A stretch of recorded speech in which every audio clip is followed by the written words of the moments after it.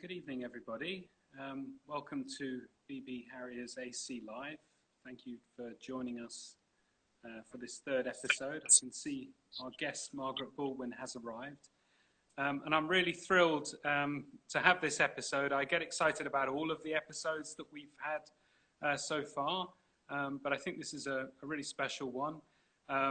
Margaret, when we announced that Margaret was coming on the show, I have to say that the Instagram following of BB Harriers AC went up 10%. So she's got a lot of fans, which is great. But I think, most importantly, she's got a really interesting story to tell. So Margaret, welcome to BB Harriers AC Live. Are you well? Yes, thank you very much. Good stuff. I'd like to start finding out about how you got into athletics in the first place. How did that come about? Well, I was about when I was a lot younger. I just had so much energy and was running around all the time. My parents decided that I ought to go to an athletics club, and where my father worked at the time, there was a man there whose daughter already belonged to Cambridge Harriers. So we went along for a trial and just stayed from there. And so, you obviously say you were living in Dartford. How does young Margaret get to Cambridge Harriers for training? How does that happen? On the bus. On the bus. Yeah, I used to just come home from school and just pick up the stuff and then go straight to either Sutcliffe Park or Ladywell. And I used to go on the bus. It would be 2 buses to Ladywell and 2 buses to Sutcliffe Park. All right, and how did that work out in terms of which track to choose? Could you go to either, or there were set nights, or?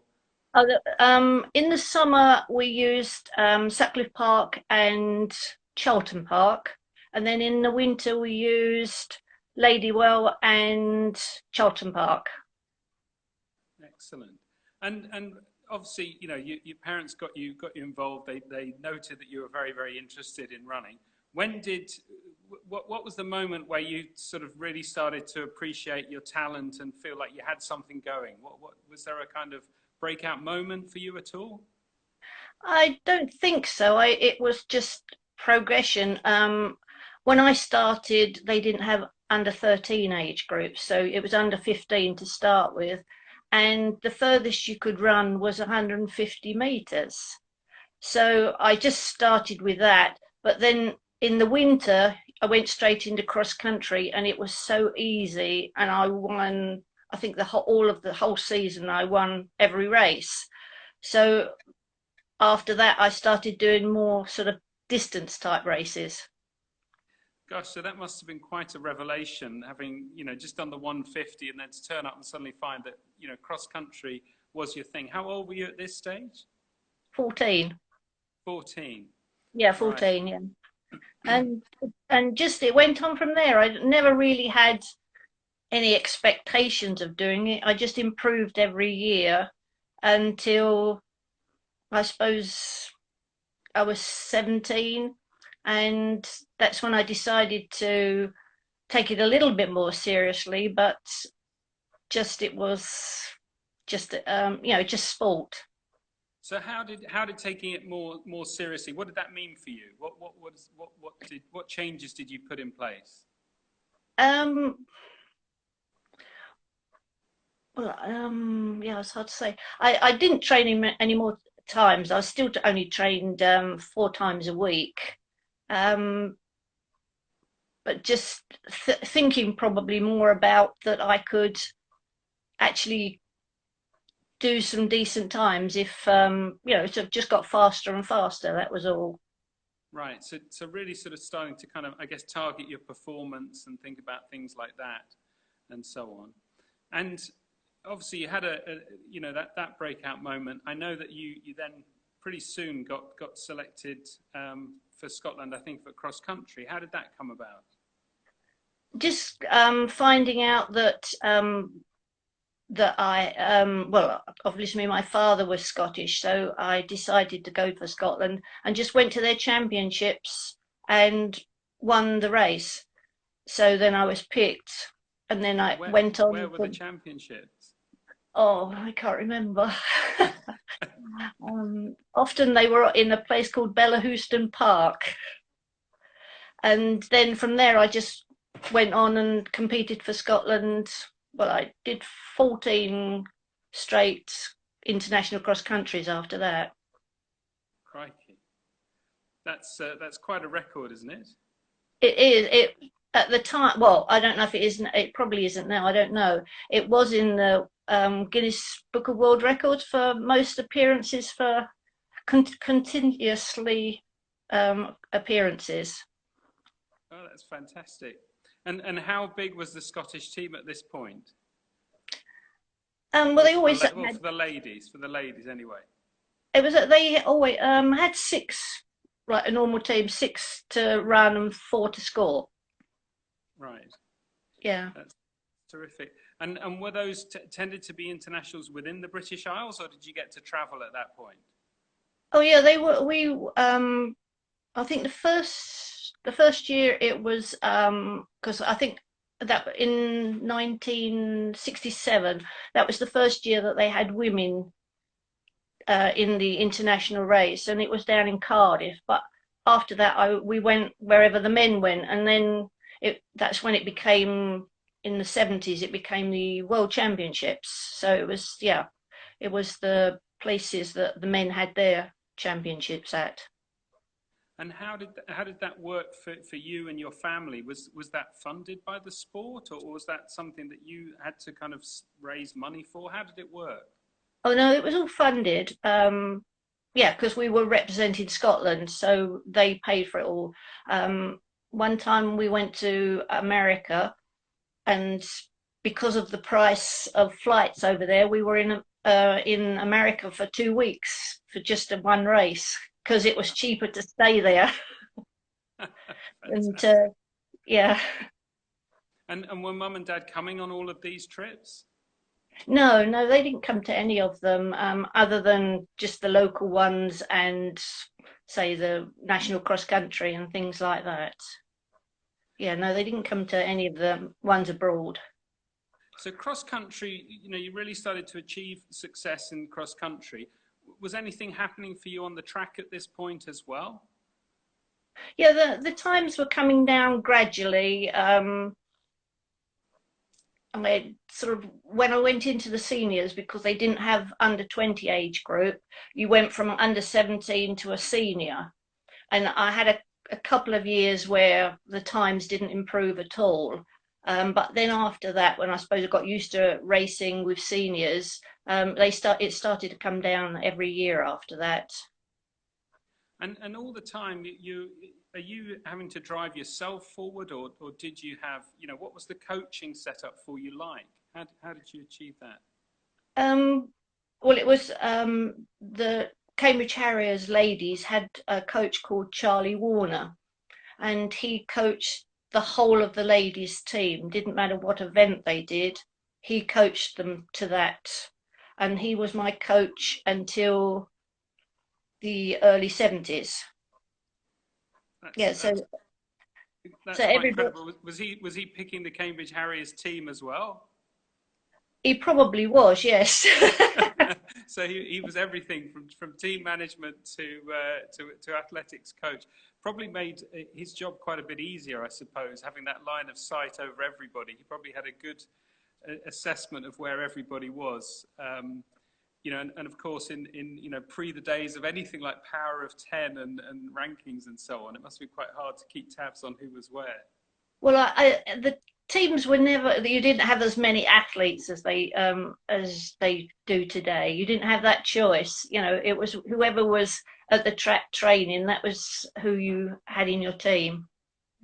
Right, right. Oh, fantastic. And always cross country. I mean, in terms of track, obviously did track in the summer. Was there an option of track in the winter? Was there an indoor season or anything like that? No, because the only indoor track was at RAF Cosford, and no, it wasn't of an interest for me. So I did it leading up to the Commonwealth Games in Christchurch because that was in January, but I didn't really enjoy it very much. So you went to 3 Commonwealth Games, did you not? Yeah. And which so you mentioned Christchurch. Which were the other ones that you went to? I went to Edinburgh in 1970 and then Edmonton in 1978. So, I mean, how terrific to go to such far-flung places, but also, I mean, to experience a Commonwealth Games in Scotland, in Edinburgh, that must have been really something special. Yes, it was because they had some very good Scottish runners, um, and yeah, it was very good. It was, and they were very friendly games, so you had a good laugh as well. So, yeah, so how does that work? I mean, were you sort of taken up to, I mean, I don't know how the setup would have worked then, but, you know, was there an athlete's village and all of that kind of thing, or was it not as structured as that? Yeah, it was. They had the village, and it was, and we stayed there last year for one of the UK leagues. It was the University of Edinburgh's halls of residence. Yeah, and then Blackheath stayed up there. I think yeah, last summer. No, the summer before last, and it was quite sort of going down memory lane. I'm sure it was. I'm sure there were some changes, but Yeah, probably, there were just a few yeah. changes. How Yeah, they had a, terrific. yeah. That's really great. And you, of course, I mean, you know, that if that's not, you know, a pinnacle enough, you did also get selected for Great Britain for the Olympics. And I think that was for the Munich Olympics. Is that the Yeah, case? yeah, that's right. Yeah, And what was your event that you were selected for? 800 meters. Wow. And what sort of time could you run, Margaret? Um, well, at the Olympics, I ran 2:03.5. Oh, fantastic. And what sort of surface did they have then? Oh, it was a an all weather one, a tartan one. Tartan track Yeah, at that point. So yeah, yeah. really, really up to the mark. But of course, that Olympics was quite infamous for things that happened off the track. There was obviously terrible terrorist incidents as well. What was security like going to an Olympics? Obviously, we've all experienced, I guess, 2012 in London and bag checks and so on. What was the attitude when you went to the Olympics?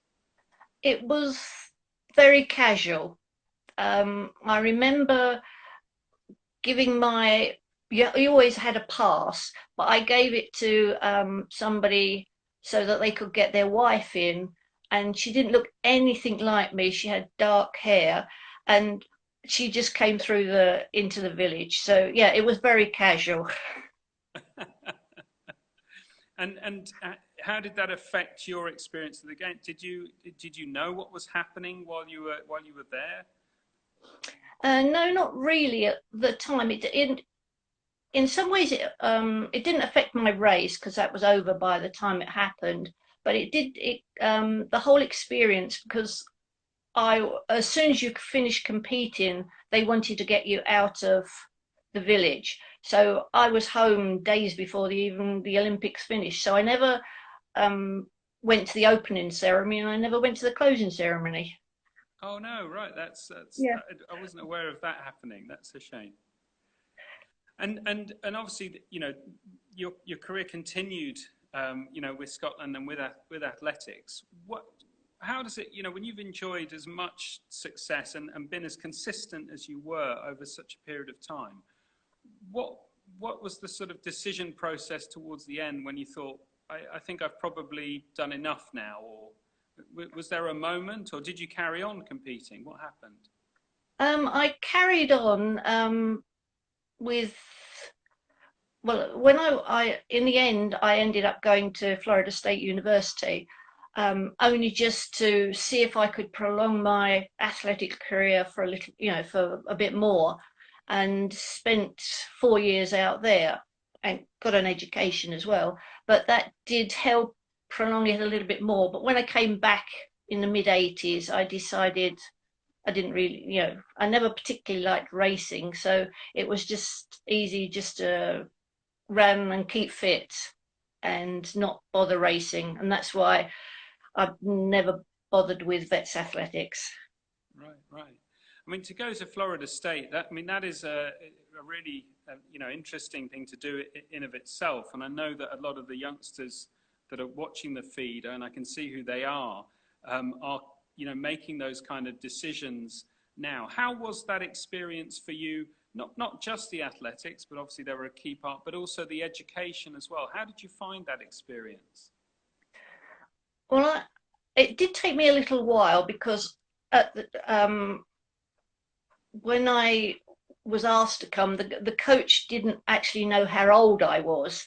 So when I told him, he sort of ummed and ahed and he said, okay, you can come.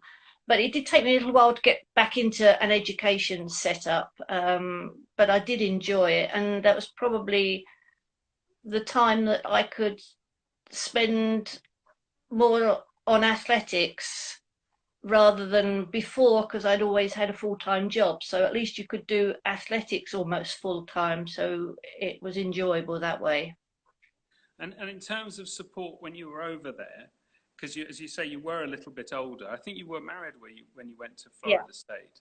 So yeah. you kind of had at least had that sort of support with you when you went. Because I know a lot of the people going will be making that decision, not really knowing, or having to go alone, I guess. So that was, I guess, a different experience. So you saw it probably more as a mature student. Yes, that's right. But my still the standard that I was running at was as good and better than some of the younger ones there. So it was that I could show them how to race and things like that. Yeah. And so, up till now, are you still, I mean, obviously with Florida State, so maybe there's a change there, but all this time you're with Cambridge Harriers. When was the moment when you saw the light and came across to Blackheath and Bromley?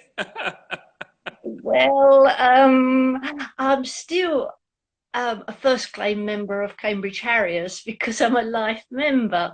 But I did join Blackheath and do all my officiating for Blackheath. So when did you come across, if you like, to Blackheath and Bromley? When was that decision to come over? In well, yeah. Well, when Blackheath first went sort of open and had at an AGM, they voted to say that they'd have women members, and then I joined the next month. So that was in 1992. Right.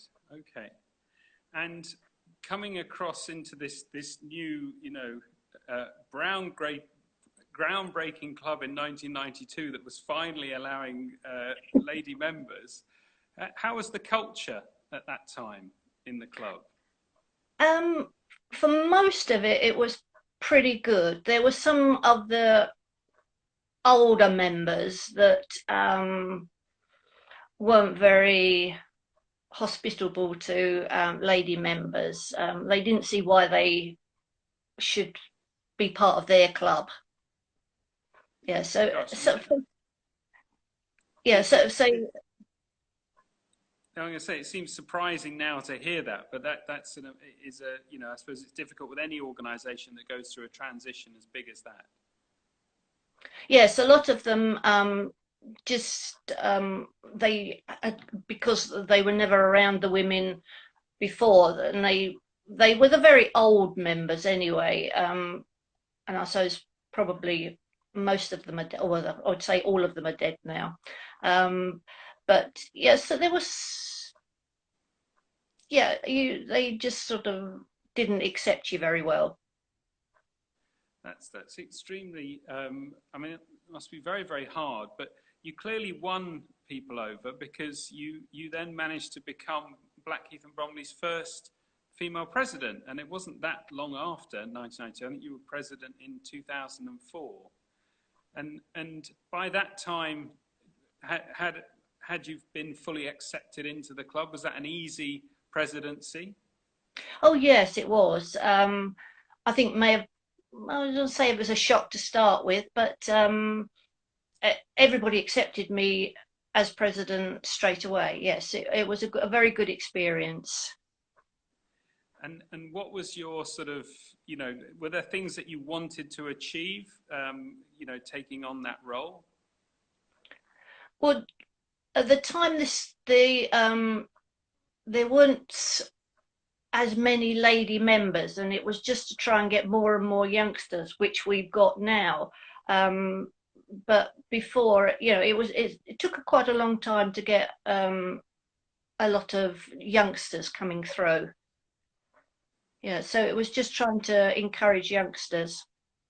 And I know that you were a team manager. Were you team managing the youngsters, or what team were you looking at, or teams were you looking It was after? it was cross country. Only because when the first season we had female members, there was no team managers in place. So I just sort of said, all right, well, I'll do the winter. And so there weren't that many um, athletes, so it was quite an easy job, really. Not like it is today. You And just ask them. in terms of getting people out, because obviously I team manage. It's difficult enough, but I have all of social media at my disposal to WhatsApp people and so on and so forth. How did you get people out for the team in those days? What was the form? I used to phone them on a Sunday evening and ask them if they were available the next weekend, and just went through the team and did it that way. So Yeah, Sunday and night was your key time to catch everyone round the dinner table. yeah, that's right. Yes, and we had so few, it didn't matter really if, say, we only had one or two in an age group, because we hadn't got that many running anyway. So they, if they didn't make a team, it didn't matter, as long as if they wanted to run, they ran. Yeah, yeah, yeah. So very, very inclusive. And when did you then decide, or maybe you already had, because I know you have a lot of, you give a lot back volunteering in terms of timekeeping. Often see you at the track with John. When did you make that decision to start doing that? I think it was like, if you turn up at the track to watch a meeting, Mike Davis always nabs you. So I've done some field events and things like that, and then I just went on to timekeeping because John was there, and doing it that way. A lot of the time, I'd just rather sit and watch an athletics match, but there's never a chance to do that, really. And I've got a question for the feed, which I think is a great question. When you look back, what was your most memorable race? And it may be the same race, but what was your favourite race? Well, I suppose the most memorable one was in Leipzig, and that's when I ran my personal best. And it was an international against Bulgaria and East Germany. And my friend, who is another Cambridge Harrier, Joan Allison, we were doing the 800 meters, and we were last the whole of the race, or fifth and sixth all of the way round, but I still did a personal best by quite a bit. So that was the most memorable one.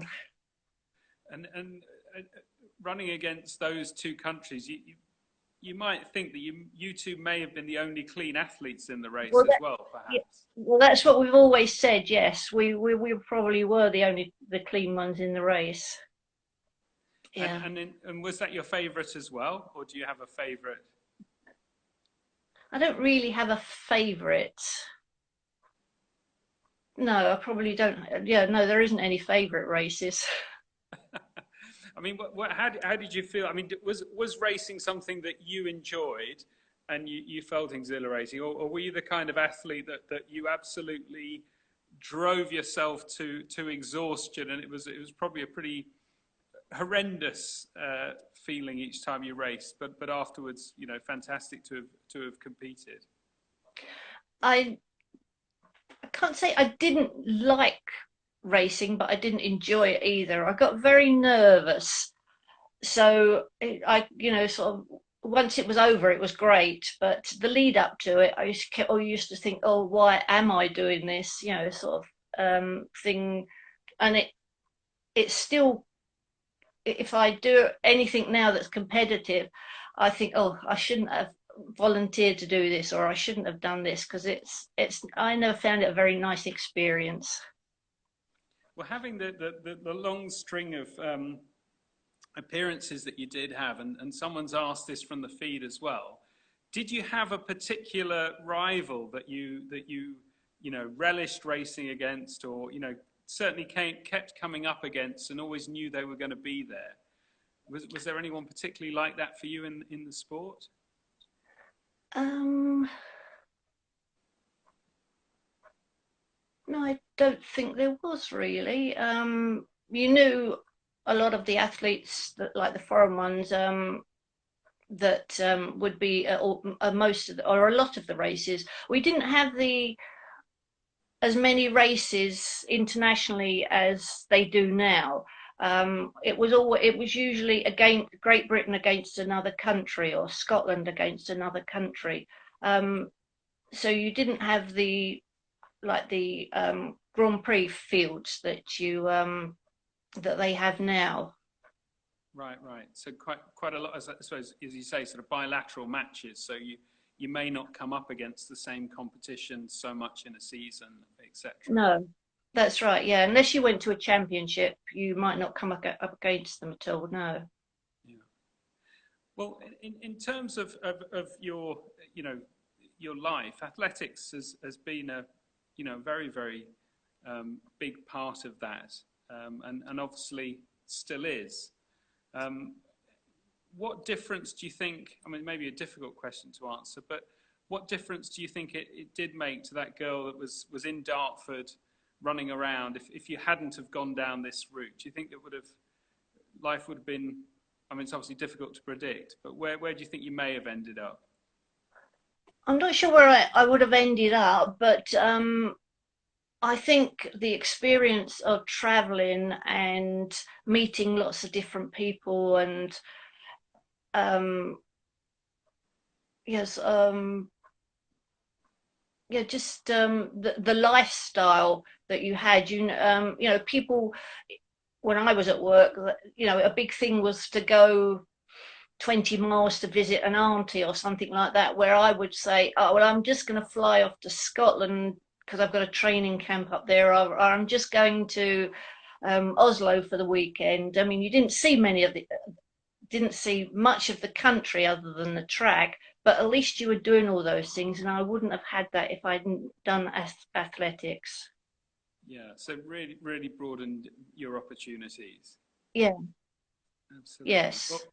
Margaret, thank you very, very much for talking to us tonight on BB Harriers AC Live. It's been a pleasure to have you. I am going to now try and record this for all of Margaret's fans who've said that they don't have Instagram. Can't imagine why. And we'll get this up on the YouTube channel. So thank you very, very much for talking to us. It's been a pleasure, and I will see you soon. Yeah, thank you very much, Nick. I enjoyed it. Thanks, Thank Margaret. you. I hope I Yeah. didn't make it as nerve-wracking as one of your races. No, no, it was fine. Thanks a lot. Thank you. Good night. Good night.